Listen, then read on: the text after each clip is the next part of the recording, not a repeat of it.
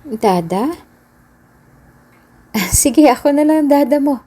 Iyon na lamang itawag mo sa akin. Bago ka pa lang sa channel neto, ibang kwento ni Ate Jane, istorya mo, ikwento ko. Huwag kalimutang pindutin ang notification bell at subscribe po.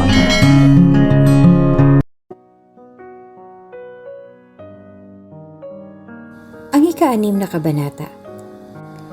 Nagkatinginan pa si Ali at Jenny at doon napagtanto ni Ali na nadulas na pala siya. Opo. Hindi ni ate kapatid yan. Maging ako hindi naman siya literal na kapatid. Ano kasi, inaalagaan lang namin yan. Iniwan kasi sa amin yan ng kaibigan ni ate. Kaso hindi na bumalik. Actually, triplets yan sila kaya kailangan talaga magsipag si ate para sa mga gastusin. Palusot ni Ali at kinakabahan na ngumiti sa binata. Nakumbinsin naman niya ang binata sa kanyang mga sinabi dahil nabanggit nga noon ni Jenny na meron siyang kaibigan na hirap sa pamumuhay. Mas lalong humanga si Hugo sa pagiging mabuting tao ni Jenny at pagkakaroon ng gintong puso. Lingid sa kanyang kaalaman na ang batang nasa kanyang harapan ay anak nila ng babaeng kanyang hinahangaan at hindi na mapakali. Sa isipan ni Jenny ay talagang wala na siyang lusot ngayon na alam na ni Hugo na meron siyang kinukup-kup ng mga bata. Hindi malayong malaman din itong katotohanan kalaunan. Ngunit sa puso ni Jenny ay ipinagdarasal siya na kapag dumating ang araw na yon ay maging bukas si Hugo sa mga paliwanag at rason niya. You are both kind. Mapalad ang lalaking inyong iibigin. Nakangiting wika ni Hugo at binaling ang tingin sa bata. Hindi niya lubos maisip kung bakit gano'n na lamang kagaan ang loob niya sa bata maging kay Jenny. Naku, nambobola ka po. Ikaw din po mapalad ang babaeng mamahalin mo. Bawi na papuri ni Ali sa binata. At hindi maiwasang mapangiti sa tuwing maisip niya na itong lalaki na ito ang nakauna sa kanyang ate at ang ama ng 3 bata. Kung siya nga lang ang masusunod ay sasabihin niya ng katotohanan. Ngunit ayaw niyang pangunahan ng kanyang ate at baka makasira pa siya ng nakalaang pangyayari. Ngumiti lamang si Hugo at muling nagsalita. Teka, aalis muna ako at babalik din ako ha. Wika ni Hugo at lumabas na ng warden ni Jana. Paglabas ni Hugo ay nagsalita si Jenny. Ang daldal mo talaga. Wika ni Jenny sa kapatid at masama itong tiningnan. Ngumiti lamang si Ali at humiga sa tabi ni Jana. Hinahantok na ako ate. Wika ni Ali at baka sa boses nito ang pagod. Sige na, magpahinga ka na muna. Gisingin na lang kita kapag aalis na tayo. Pero kumain ka muna. Wika ni Jenny sa kapatid at iniabot ang plastic na kanyang daladala. Samantalang si Hugo ay dumaan sa nurse station upang bayaran ang bills nila Jenny. Natuwa kasi siya sa magkapatid sa pagiging mabuting tao ng mga ito na hindi niya alam ay tahi-tahing pagsisinungaling lamang ang binitawan ng mga ito upang maitago ang tunay na pagkatao ni Jenny. Bumili din siya ng prutas para sa mga ito at ilang grocery. Pagbalik sa warden ay naabutan niya ang mga ito na kumakain at gising na din ang munting anghel na si Jana. Kain po, Sir Hugo. Alok ni Jenny sa lalaki at ngumiti lamang ito. Nilapag nito ang pinamili at agad na dumiretso sa batang pupungay-pungay ang mga mata na si Jana. Nagkatinginan ng magkapatid at para bang sabik si Hugo sa bata dahil may lukso ng dugo na namutawi sa binata na hindi mapipigilan kahit na sino man. Hello, Jana. Ako si Kuya Hugo. Nakangiting wika ni Hugo sa bata na ngayon ay nakatitig lamang sa kanya. Biglang umiti si Jana at nagsalita. Dada? Uuta lamang iyon, ngunit naintindihan ng mga ito. Natawa pa si Ali dahil tinawag ng bata si Hugo na Dada na ang ibig sabihin ay Papa. Sige, ako na lang Dada mo. Yun na lamang ang itawag mo sa akin. Magiliw na wika ni Hugo at nagpakalang pa si Jana sa lalaki. Hindi mapigilan ni Jenny na hindi maisip na isang mabuting ama si Hugo sa mga anak na to. Ngunit hindi pa siya handa sa mga consequences dahil sa kanyang pagtatago ng katotohanan sa lalaki. Masayang masaya si Hugo habang nilalaro si Jana. Pero kalaunan na nagpaalam din si Hugo dahil may gagawin pa ito. You can have some rest. I will give you 3 days leave to have a peace at magkaroon kayo ng quality time. See you! Wika ni Hugo at umalis na. Hindi alam ni Jenny na palihim palang binayaran ni Hugo ang kanilang bills. Pag alis ni Hugo ay agad na nag-usap ang magkapatid. Mukhang mapait naman si Sir Hugo, ate. Bakit hindi mo sa kanya sabihin ang totoo? Malay mo maintindihan ka niya. Wika ni Ali sa kanyang ate. Ngunit sadyang takot si Jenny. Di natin alam ang takbo ng utak ng isang tao, Ali. Di tayo dapat pakampante lalo na ngayon na alam na niya at nakilala niya na si Jana. Hindi malabong malaman niya ang totoo.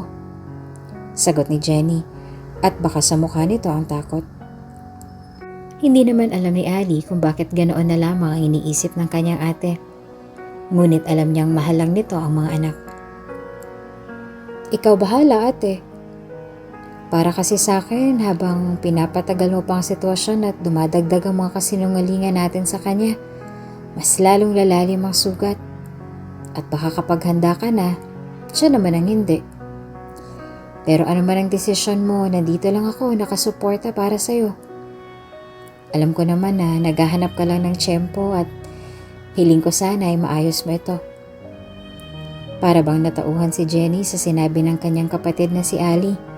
Ngunit hindi pa talaga siya handa para harapin lahat ng tanong at mga maging sumbat sa kanya ni Hugo. Tahimik lamang si Jenny hanggang sa dumating ang doktor at sinabing paid na ang bills nila at binayaran iyon ng hindi nagpapakilalang tao. Ngunit alam na ni Jenny kung sino iyon. Pag-uwi sa bahay ay nadatnan nila si Aling Tanya na naghahain ng pagkain. Nandiyan na pala kayo. Sakto at handa na itong pananghalian. Huwag kayong mag-alala, sila Joseph at Jeremiah ay nasa kwarto lang at natutulog. Kamusta si Jana? Sadyang maalalahanin si Aling Tanya, lalo na't naging mabuti ang magkapatid sa kanya. Salamat po, Aling Tanya. Heto po, tanggapin mo. Wika ni Jenny at iniabot ang 2,000.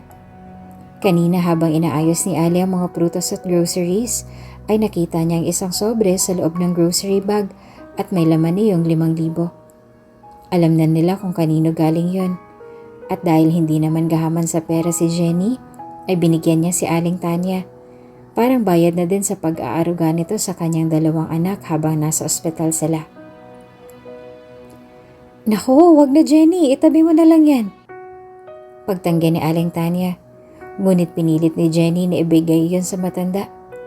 Alam ni Jenny na kailangan din iyon ng babae dahil naririnig niya ang pagtatalo nito at ng asawa. Sige na po, bigay ko na lamang yan sa inyo. Wika ni Jenny at napangiti naman ang babae. Napakabait mo talaga, Jenny. Wika ni Aling Tanya at niyakap si Jenny. Matapos ang pangyayaring iyon ay nagkaroon ng bonding sila Jenny at ng kanyang mga anak. Ate, punta tayo ng park para naman makapasyal tong mga bata. Wika ni Ali sa kanyang ate at agad namang pumayag si Jenny. Agad na nagtungo sila sa parke, malapit lamang iyon sa tahanan nila Jenny, kaya't agad silang nakarating doon. Kitang-kita ni Jenny ang saya sa mga mata ng kanyang mga anak. Lagi kasi itong mga nasa bahay lamang at ito ang unang beses na nagtungo sila sa parke. Habang masayang naaaliw sila Jenny ay natanaw naman nila si Hugo dahil napadaan ito sa lugar na yon at agad na nagpark ang kotse at nagtungo sa pwesto nila Jenny. Ang saya nyo naman. Nakangiting wika ni Hugo at agad naman na lumapit sa kanya si Jana dahil nakilala siya ng bata. Sir Hugo, napadaan ka ata. Nauutal na wika ni Jenny at naiilang na ngumiti sa binata. Sila palang triplets. Nag-iisang babae lang pala si Jana. Kayo, anong pangalan nyo? Nakangiting baling ni Hugo sa 2 kambal at para bang hindi pinansin ang sinabi ni Jenny. Ako po si Jeremiah at ito po si Joseph. Masiglang wika ni Jeremiah. Ilang taon pa lang bata ngunit mataas na itong magsalita. Hello, Jeremiah, Joseph. Ang kukit niyo naman. Gusto niyo ng ice cream? Nga pala ako si Kuya Hugo. Wika ni Hugo sa mga bata at agad na lumapit sa kanyang dalawa. Dada! Bigkas ni Jana. Hindi pa gaano nagsasalita si Jana, hindi tulad ni Jeremiah na mataas magsalita. Samantalang si Joseph ay tahimik lamang, ngunit nakakapit na ang braso ng lalaki. Nakatingin lamang si Jenny sa mga ito at hindi niya maiwasan na isipin na ang saya pala kapag buo ang pamilya niya. Ngunit hindi pa siya handa sa ngayon. Ayaw din niyang biglain ang lahat. Bumili ng pagkain at naglaro at naghabulan sila Hugo at ang triplets. Labis ang sayang naramdaman ni Hugo habang kapiling ang tatlo para bang walang lahat ng takot niya sa puso at kanyang pagod. Ikaw Jenny, ayos ka lang? Kanina ka pa ata tahimik ka. Puna ni Hugo kay Jenny nang umupo ito sa tabi ng babae. Wala. Masaya lang ako kasi masaya ang mga bata. Minsan lang kasi sila lumabas gawa ng busy ako. Wika ni Jenny at ngumiti pa kay Hugo. Ang saya pala kapag may anak, no? I mean, feel ko lang naman. Pangarap ko din kasi magkaroon ng sariling pamilya. Lumaki kasi ako na mag-isa. Ibig ko sabihin, walang kapatid. Kaya parang sabik ako sa mga bata. Ang gaan-gaan nga ng loob ko sa triplets eh. Nakangiting wika ni Hugo at para bang hindi na maalis ang mga ngiting iyon sa kanyang labi. Hindi naman umimik si Jenny dahil maging siya ay masaya dahil ang mga bata ay masaya sa piling ni Hugo. Yan nga lang, hindi nito alam na anak niya pala ang mga bata. Nagkwentuhan pa sila Jenny at Hugo patungkol sa pamilya. Hindi naman nagtagal si Jenny sa parke dahil nakatulog na si Jana. Nag-alok pa si Hugo na ihatid ang mga ito. Ngunit si Ali nang tumanggi at sinabing magsisimba pa sila. Hindi naman na nagpumilit si Hugo dahil may meeting pa siyang dadaluhan. Lumipas ang araw at natapos na ang 3 days leave ni Jenny. Balik na siya sa trabaho. Ganun pa din ang kanyang ginagawa. Isang umaga pagdating ni Jenny sa sala ay wala si Hugo doon. Agad na pumasok sa kanyang isipan ang basement at para bang may nag-uudyok sa kanyang magtungo doon. Pagbaba niya sa basement ay nakita niyang bukas ang pinto noon, kung kaya agad siyang pumasok. Kahit alam niyang mapapagalitan na naman siya ni Hugo kapag sakaling mahuli na naman siya. Ngunit laking gulat ni Jenny nang pagpasok niya ay bumungad sa kanyang nakahandusay na si Hugo. Wala itong malay at hawak-hawak ang isang libro. Sir Hugo? Gising ni Jenny sa lalaki, ngunit wala ito sa ulerat. Agad na umakyat si Jenny at tumawag ng tulong. Tulong! Si Sir Hugo walang malay sa basement!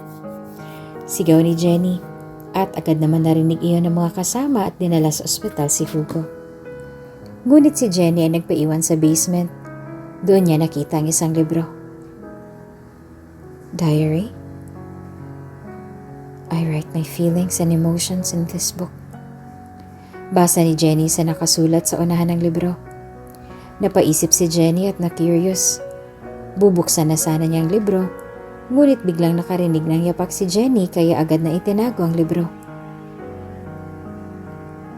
Jenny? Ikaw palang nakakita kay Sir Hugo. Kapag nagtanong si Sir Hugo kung sino nakakita sa kanya, wala kang sasabihin kundi ako. Alam mo naman na ayaw ni Sir Hugo na may ibang pumapasok dito. Maliwanag ba? Para din naman sa'yo to, Jenny. Mas kilala ko si Sir Hugo kahit sa sino man. Wika ni Manang Sofing at para bang sa mga salita nito ay nakakatagot si Hugo kapag sinuway. Tumango naman si Jenny at dahil sa curiosity ay biglang nagtanong si Jenny kay Manang Sofing.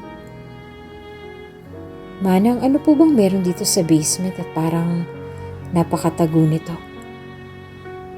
Anong sikreto bang meron dito na ayaw niyong malaman ng tao? At dito nagtatapos ang ating kabanata. Ano kayang nalalaman ni Manang Sofing ukol sa basement na iyon? Bakit nga ba ganun na lang kamisteryoso ang lugar na iyon? Abangan sa susunod na kabanata. Bago ka ka pa lang sa channel neto, Ibang Kwento ni Ate Jane, istorya mo, ikwento ko. Huwag kalimutang pindutin ang notification bell at subscribe button.